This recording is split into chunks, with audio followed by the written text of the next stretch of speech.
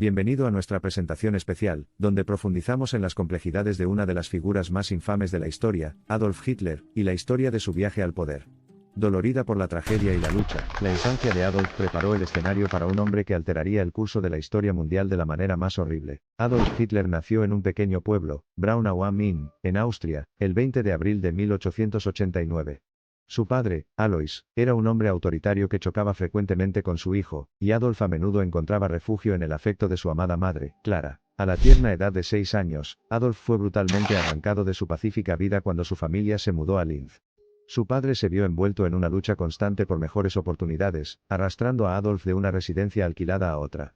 Esta constante agitación convirtió al joven Adolf en un niño solitario que encontró su consuelo en la pintura, y finalmente se convirtió en su pasión de toda la vida. El rechazo de asistir a una institución de arte en Viena hizo añicos sus sueños. Abatido, sin dirección y sintiendo una profunda injusticia, se mudó a Múnich. Fue aquí donde se interesó por primera vez en la política, y comenzó a dar forma a sus ideologías futuras. Un acontecimiento que afectó significativamente la visión del mundo de Hitler fue la Primera Guerra Mundial. Hitler sirvió como soldado y esta experiencia allanó el camino para sus ambiciones políticas.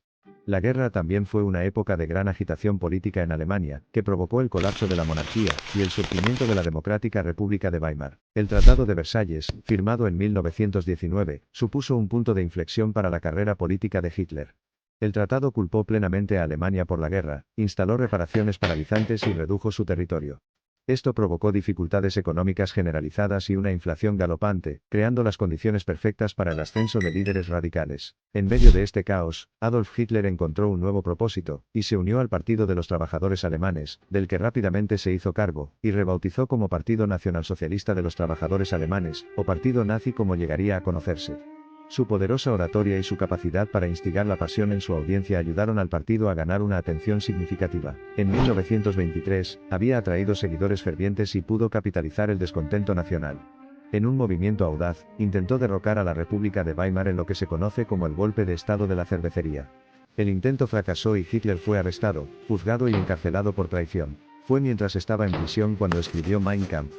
Este libro expuso su ideología política y sus planes para Alemania.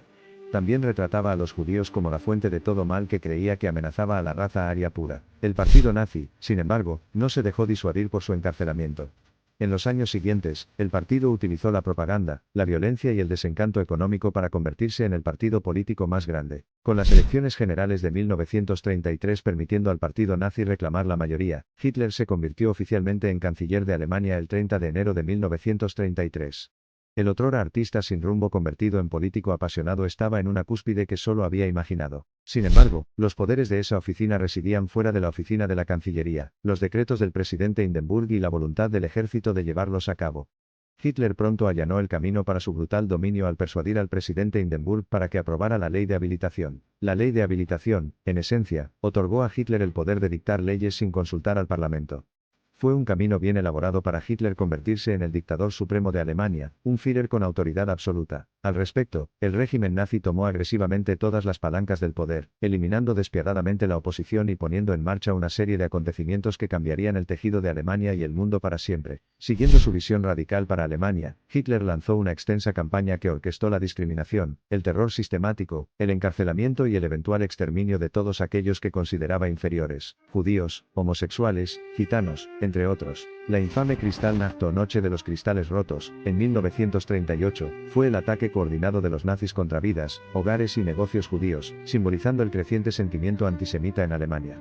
Fue a partir de ese momento que comenzaron a desarrollarse los horrores del Holocausto. Alentado por el Memorando de Auschwitz de 1937, Hitler se embarcó en un curso de guerra como una forma de promover sus ambiciones territoriales.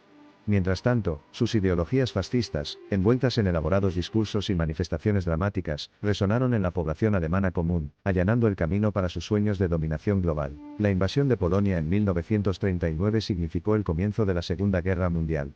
En 1940, el régimen nazi se había tragado toda Europa occidental. La batalla de Gran Bretaña, aunque infructuosa, no deterioró aún más los planes de Hitler. En cambio, centró su atención en su deseo final, la Unión Soviética, pero la invasión de la URSS en 1941 marcó un giro fundamental en la guerra. El duro invierno ruso y la resistencia de las fuerzas soviéticas comenzaron a debilitar la maquinaria de guerra nazi. Con los puntos de inflexión de Stalingrado y el Alamein en 1942, los aliados tuvieron su primer indicio de victoria. El Día D, o la invasión de Normandía en 1944, condujo finalmente a la liberación completa de los territorios ocupados en Occidente.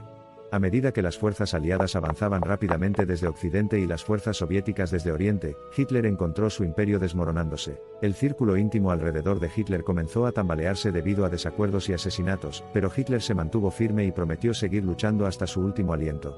La caída de Berlín en 1945 y la disolución del Tercer Reich demostraron lo contrario. El 30 de abril de 1945, mientras el Ejército Rojo avanzaba hacia Berlín, Hitler se suicidó en su búnker. Con la muerte de los miembros de su círculo íntimo, y la rendición incondicional de las fuerzas alemanas el 7 de mayo de 1945, el capítulo del control nazi quedó cerrado para siempre. Los efectos dominó de su reinado fueron catastróficos y de gran alcance. Se perdieron innumerables vidas, se separaron familias y se perturbaron civilizaciones. Las cicatrices de la Segunda Guerra Mundial, y el horror del Holocausto sirven como recordatorios eternos de la devastación causada por el insaciable hambre de poder de un hombre. Pero relatar los acontecimientos que condujeron a su ascenso revela que Adolf Hitler evolucionó de un artista frustrado a un político hambriento de poder y a un dictador genocida. El otrora rechazado austriaco logró influir en el mundo de maneras que reverberarán para siempre a lo largo de la historia. Alemania, al intentar recuperar su gloria perdida después de la Primera Guerra Mundial, cometió un error insondable al invertir sus esperanzas en las ideologías radicales de Hitler. Si bien las cicatrices de esos años oscuros continúan, Alemania sirve ahora como símbolo de resiliencia, buscando la redención y fomentando la paz dentro de la comunidad internacional. 75 años después de su muerte, su legado aún sigue vivo, aunque no de la manera que hubiera imaginado.